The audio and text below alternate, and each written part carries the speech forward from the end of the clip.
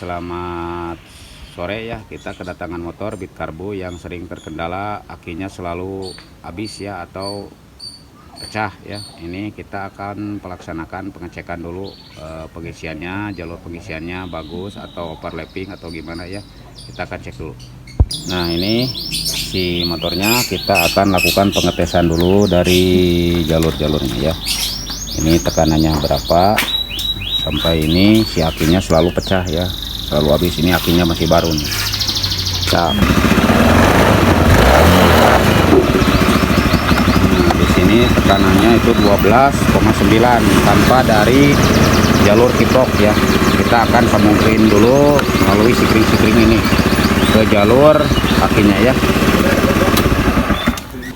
Nah, setelah kita lakukan pembongkaran di bagian rumah sikringnya juga ini meleleh tuh, ini meleleh ya, dan ininya juga putus si kabel ininya. Ini udah disambungin dan udah dibersihkan. Kita akan coba dites dulu ya, berapa tekanan pengecasannya atau arus dari pengecasan dari kiprok ke sini ke aki itu berapa volt ya masuknya. Kalau ini lebih dari 14 atau 15, ini dia bisa mengakibatkan si aki ini pecah ya, sering pecah. Karena kata yang punyanya atau yang punya motor ini sering ganti aki ya. Kita akan coba dites dulu. Nah, ini udah dipasang ya, si sikringnya udah dipasang-pasang, udah dibenerin ya. Kita akan tes berapa di sini. Ini tekanan akinya 13 ya. Ini udah kayak gini nih.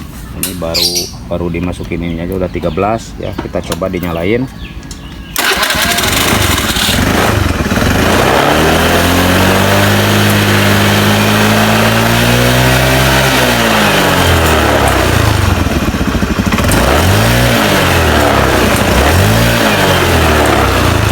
Ini yang menyebabkan si aki ya sering rusak, akinya sering rusak ya, karena tekanannya di sini itu mencapai melebihi limit ya. Harusnya 14,9, ini nyampe 15.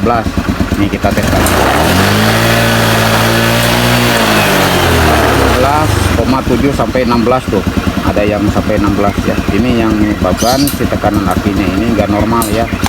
Karena kesininya sering aus atau sering jebol. Bahkan ke rumah sikring juga sampai gosong ya, karena di sini tekanannya itu udah mulai tinggi. Baru digas sedikit aja udah nyampe 15 ya. Kita akan lakukan pergantian dulu di bagian kiprok. Di sini udah disiapin ya, sama mereknya Fukuyama, tapi ini bekas ya, bekas dari motor. Kita coba dulu di sini tekanannya nyampe berapa. Kalau ini sama berarti ini yang menyebabkan motor ini dari jalur spoolnya overload. Ini kita masukin lagi ke ini ya. Nah, ke sini dimasukin ya, kita tes yang ini ke sini. Nah, di sini 12,9 ya. Kita kontak-kontak. Nah,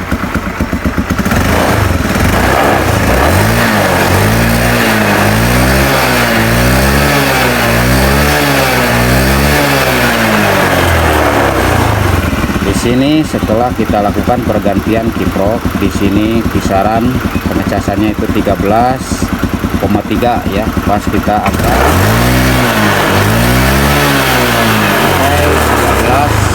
13,9 atau 14 juga nyampe ya.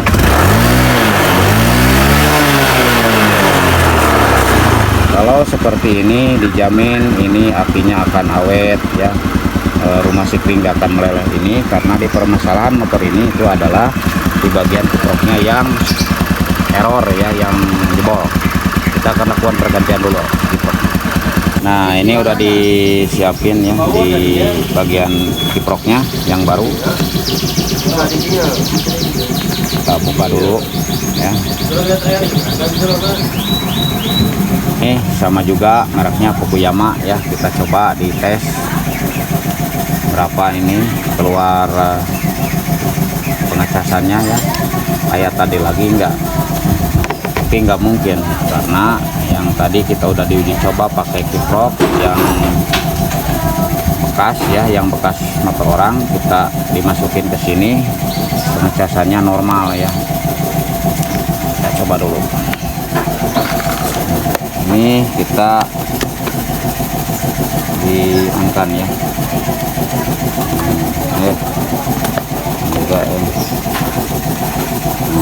Ini 12,9 kita tes.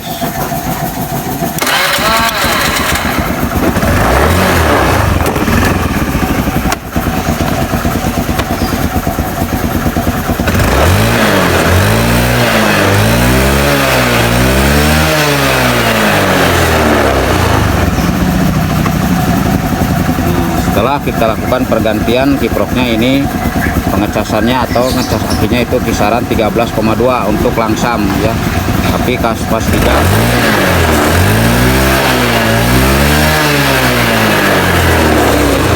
pas turun gasnya nyampe 14,4, ininya langsamnya 13,5 ya, dijamin ini normal ya. Kita akan lakukan pemasangan dan siap untuk ngasih ke konsumen.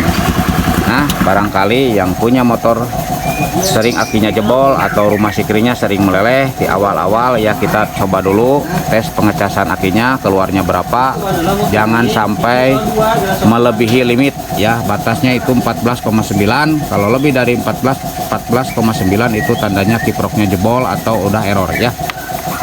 Mudah-mudahan ilmunya bermanfaat ya. Sebelum berakhir jangan lupa ya like, komen, subscribe biar channel saya makin berkembang ke depannya. Terima kasih. Salam gaspol.